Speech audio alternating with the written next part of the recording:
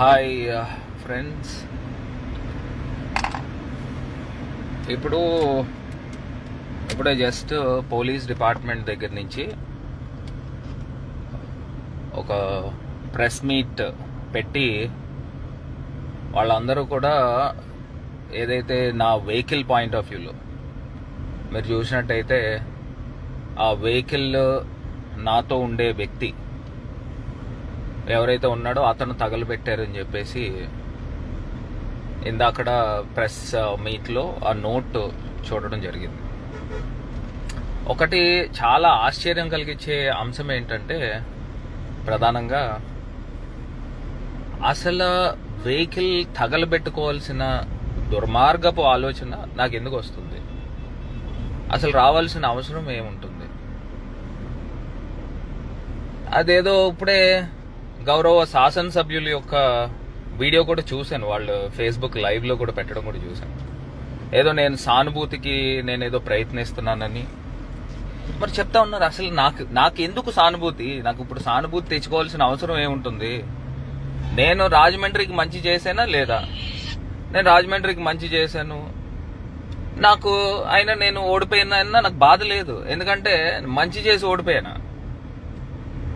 ఏదో మొన్న ఆ కన్ఫెషన్ స్టేట్మెంట్ లో కూడా నేను చూశాను, ఆ వ్యక్తి ఎవరైతే వెహికల్ తగలబెట్టాడు అని చెప్పేసి పోలీస్ డిపార్ట్మెంట్ చెప్తా ఉన్నారో ఆ వెహికల్ గురించి అతను మా దగ్గరకు వచ్చి 2 నెలల ముందర వచ్చాడు, ఎలక్షన్ కి 1 నెల ముందర వచ్చాడు. మరి 15 సంవత్సరాల నుంచి కార్యకర్తలు వైఎస్ఆర్ కాంగ్రెస్ పార్టీ గురించి పనిచేసిన వాళ్ళు, జగనన్న గురించి పనిచేసిన వాళ్ళెవరికి కూడా అంత బాధ రాలేదంట. వాళ్ళెవరికి కూడా అంత బాధ రాలేదు, వాళ్ళు తగలబెట్టలా. నెల ముందరు ఎలక్షన్ ముందర వచ్చిన వాడు ఎందుకు తగలబెడతాడు?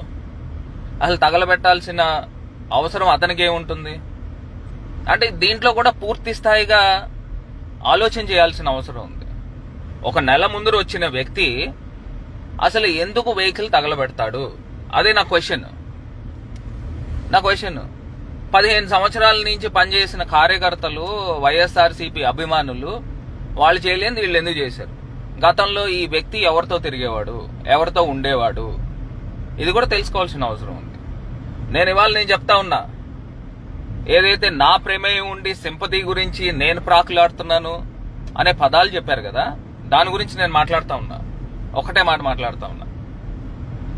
నేను ఇవాళ రేపు ఉదయం ఒకవేళ నేను గాని నా కుటుంబ సభ్యులు ప్రమేయంతో గాని ఏదైతే ఈ వెహికల్ తగలబెట్టిన కార్యక్రమం జరిగితే నేను ప్రమాణం చేయడానికి నేను సిద్ధంగా ఉన్నాను.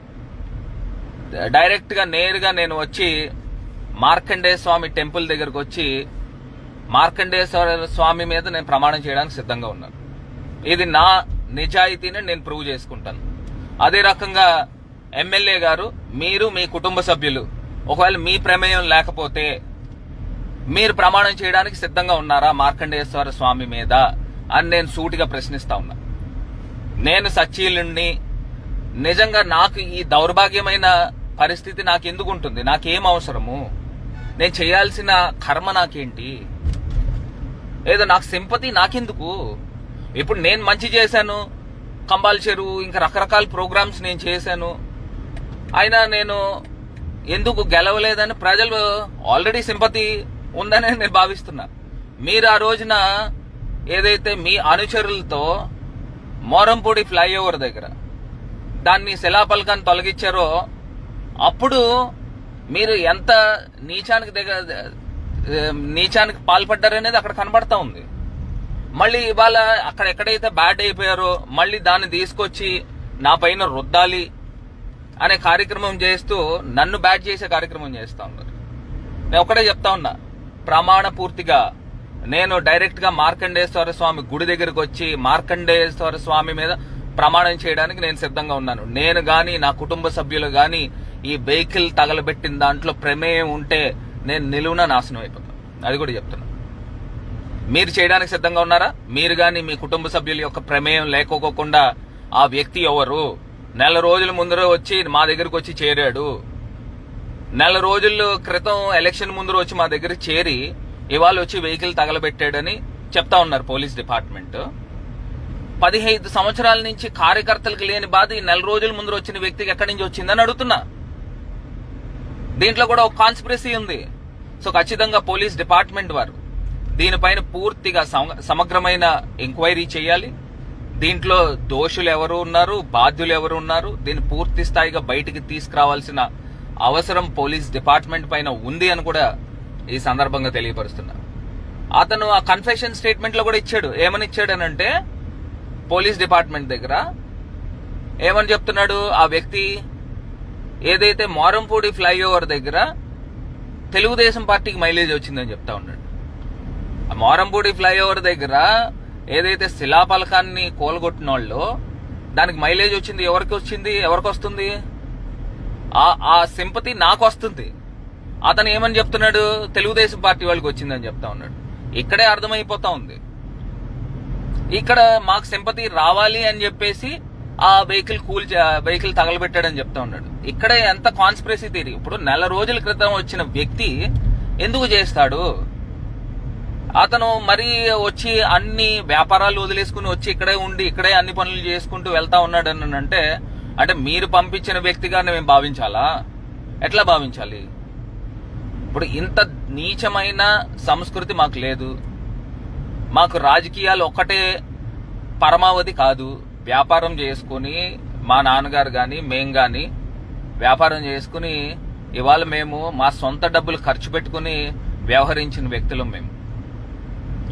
ఇవాళ మీరు రాజకీయాల్లో మీరు డబ్బులు సంపాదించుకున్నారో, రాజకీయాలను అడ్డు పెట్టుకుని డబ్బులు సంపాదించుకున్నారో ప్రజలకు అన్నీ తెలుసు. ఇప్పుడు మేము రాజకీయాల్లోకి వచ్చిన తర్వాత నేను మొన్న చెప్పాను, మళ్ళీ ఇవాళ చెప్తున్నా, ఆనాల వెంకటపారావు రోడ్లో 10,000 గజాల స్థలం అమ్ముకున్నాం మేము. అది ఇవాళ దాని విలువ ఎంత ఉంటుంది? కనీస పక్షాన 100 కోట్ల రూపాయల ఆస్తి ఉంటుంది. ఇవాళ మేమేమన్నా ఈ 5 సంవత్సరాల్లో నా పైన ఏమన్నా మరక ఉందా? మేము ఏ రకంగా వ్యవహరించాము అది ఇవాళ ప్రజలకు అందరికీ కూడా తెలుసు. దయచేసి ఈ నీచ రాజకీయాలు మానుకోండి. మాకు చేయాల్సిన అవసరం మాకేంటి? ఇప్పుడు సింపతియే గెయిన్ చేయాలంటే ఇప్పుడు ఏమన్నా ఎలక్షన్స్ ఉన్నాయా సింపతి గెయిన్ చేయడానికి? ఒకవేళ నిజంగా మా పైన ఆ వ్యక్తికి అంత అభిమానం ఉండి సింపతి ఇది చేయాలనే ఇది ఉంటే ఇప్పుడు మా పైన ఈ రకంగా మా వెహికల్ని ఎందుకు తగలబెడతాడు? మాకెందుకు ఆస్తి నష్టం చేస్తాడు? ఇప్పుడు మా సొంత వెహికల్ ఎందుకు చేస్తాడు? అవతలోడు మీ ఆపోజిషన్ పార్టీలది చేయాలి కదా, మాది ఎందుకు చేస్తాడు? ఇవన్నీ కూడా ప్రజలు ఆలోచన చేయాలి, గమనిస్తా ఉన్నారు. ఖచ్చితంగా దీంట్లో ఎవరు దుర్మార్గం ఉందనేది ప్రజలకి అర్థమవుతుంది. ఈ అవసరం మాకేంటి? ఎందుకు మేము చేస్తాము?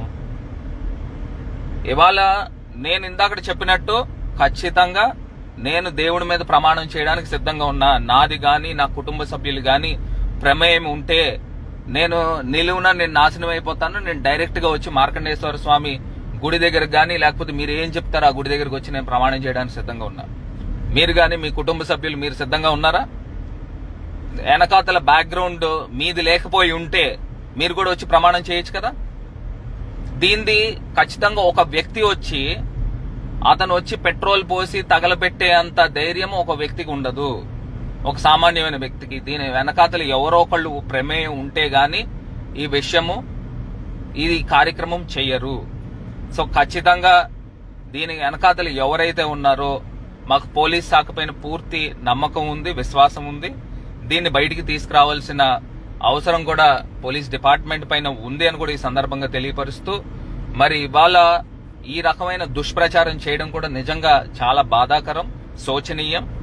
ప్రజలన్నీ కూడా గమనించాలి, తెలుసుకోవాలని ఈ సందర్భంగా తెలియపరుస్తూ మరి థ్యాంక్ యూ. రేపు కూడా ఖచ్చితంగా ప్రెస్ మీట్ పెట్టి దీని యొక్క పూర్వాపరాలు పూర్తిగా లోతుగా వెళ్లి దీని వెనకాతలు ఎవరున్నారు, ఎవరు చేయించారనే అంశాలను కూడా బయటికి తీసే కార్యక్రమం చేపడతానని ఈ సందర్భంగా తెలియపరుస్తూ థ్యాంక్ యూ సో మచ్.